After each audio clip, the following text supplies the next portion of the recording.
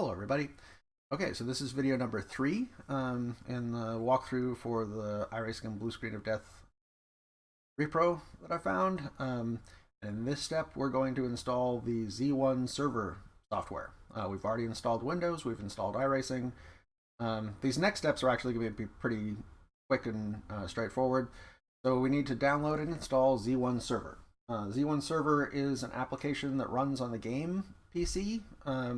And sends telemetry and data to, in my case, my streaming PC. So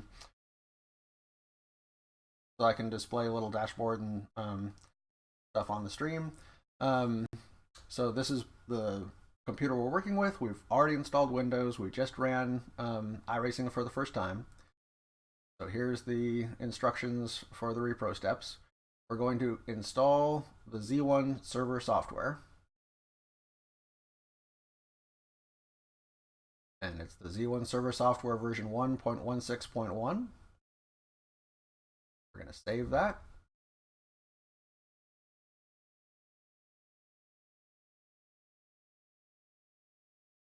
Open the downloads folder. Extract the Z1 software. Nice, Robert. Great, thank you.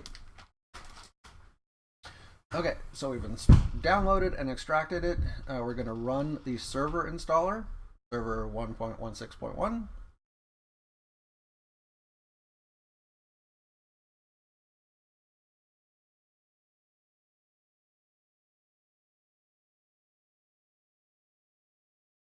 Accept all the defaults.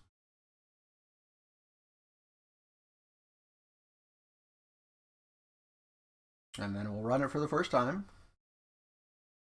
So when you run it for the first time, it's going to show us these hints. I say don't show again, click OK.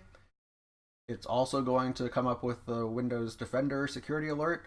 I let it be fine for public networks, allow access, just the default. And then we're going to run it as a demo.